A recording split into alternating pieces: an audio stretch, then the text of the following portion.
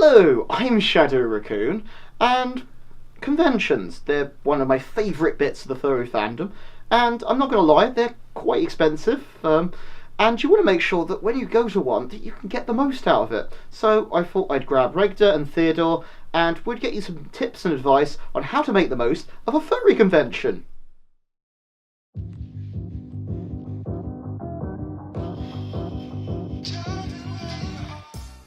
Never underestimate breakfast. I'll agree it's not my favourite meal of the day. It often lacks carrots. However, at a con, it is really important. This could be your only meal of the day until quite late on. If your hotel is providing a free one, then all the better. Don't feel bad about eating more than you would at home. Don't recreate the pancake scene from Wreck-It Ralph 2 though. Pancake, pancake, pancake, pancake, pancake, pancake, pancake. Before going to a convention, take a moment to have a look at the website and check out the schedule. And just see what events are on and what ones you really want to go to. Maybe write them down too. Of course, you're probably going to find that there's lots of events on and some of them clash with other events that you really want to see. And whilst that is a shame, this is something that will happen to you. So don't feel bad if you want to go to an event and you can't because there's something else on at the same time. Maybe you can get a friend to go to that and record it for you. And if you're lucky, Confuzzled for example, or Midwest Furfest even, they actually record the biggest events and put them up on YouTube so you can actually check them out. It's also a great way of checking out the events if you don't get to go to the con. It's always nice, but yeah, we've all been there, so don't feel bad if you miss an event. Before going, check the con book or convention website to see if any artists that you really want to commission are there. If they are, make them your first stop. Try to do at least one quick circuit of the dealer's den before spending all your money. I think many of us can agree we have all reached the back of the dealer's den once before and gone, oh bother, I really wish I still had money for that. Don't be afraid to say, I'll come back later, or feel pressured into a sale, and make sure that you compliment the artist that you see. This is not a place for criticism. Also, keep your ref sheet saved on your phone, or bring a paper copy. Several times I've found the hotel Wi-Fi or phone networks unreliable, and this makes your life a hell of a lot easier.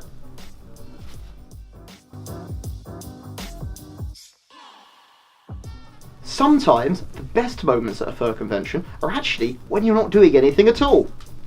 Many convention hotels have swimming pools, for example, and I'm just as happy floating around in the swimming pool, chilling with other furs, as I am getting crazy and dancing up on the dance floor at night.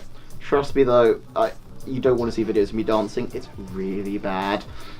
But, you know, everyone's a lot more social, it's a great way to make new friends, because everyone's obviously a lot less guarded, more relaxed, and you can just chat with people.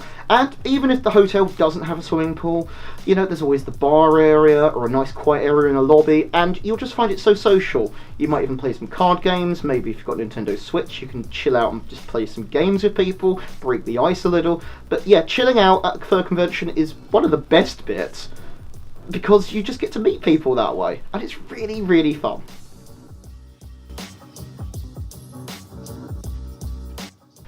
There is nothing quite like getting to meet furs of your species, or even colour. Check the con book, website, or individual events. If nothing is officially listed, check Telegram groups for the convention, or even just ask some other furs you see of your species. Don't be afraid. If someone asks me about a bird meetup, I'll be sure to help. Sometimes though you might find that there isn't one at all. In this case, don't be afraid to create one yourself. I mean, I did at Confuzzled 2018. There wasn't any sort of bird meetup or anything like that, so I just kind of asked around if anybody was interested in doing one. So I just picked a location, a time, and then just sent the message out. And then, you know, in the short space of time that when I arrived there, some birds started turning up. It was really good, and even got some photographers to come along with me to take photos of, and we got some really nice photos of just a small bird group together that were at Confuzzled that year. It was something really special, just kind of being able to just on a whim just make something there that no one sort of had actually done. So I'm really pleased with myself that I actually managed to manage doing that. Before you head to a convention, maybe have a quick look around the area on Google Maps or whatever, just to see what places to eat are like, and if there's any like supermarkets or anything like that nearby, because supermarkets, for example, could be a great place to stock up on snacks and drinks to just have during the con. Because, let's face it, unless you plan to spend and live the entire convention on a diet of oxygen and cheap vodka that you stole from room parties, you're probably going to want a little bit of snacks here and there. And we did this for MFF. We actually found a nearby Walmart, took an Uber over there, grabbed a load of stuff, and that really helped us. It was just great to come back to the room and just have loads of bottles of Pepsi just to drink, because we needed it. And obviously make sure that you do this maybe before the con starts. No one wants to be stuck in a line at a grocery store when they could be watching the fursuit dance or something hell of a lot more fun. So, keep that in mind. Now, if there's restaurants nearby and you want to go to them, maybe consider making reservations in advance if you can. I know it can be difficult sometimes planning things, but obviously it just helps when you turn up, because they're going to be a lot more busy because of course everyone else has that idea as well.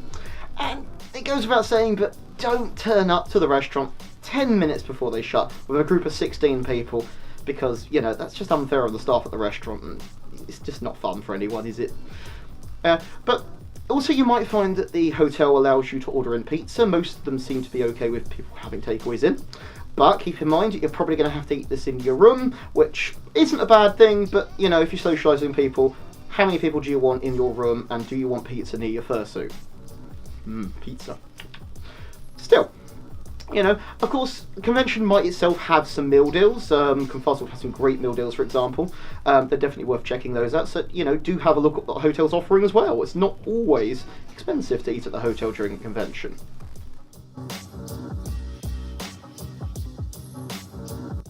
Go to bed!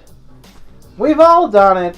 We've partied all the first day, we've partied all the first night, then spent the rest of the con recovering.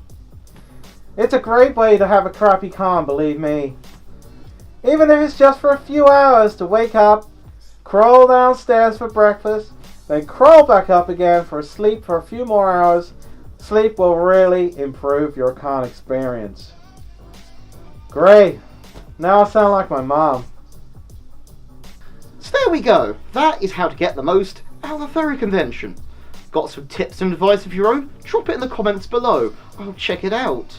If you enjoyed this video, please give it a big thumbs up and subscribe to my channel if you haven't already.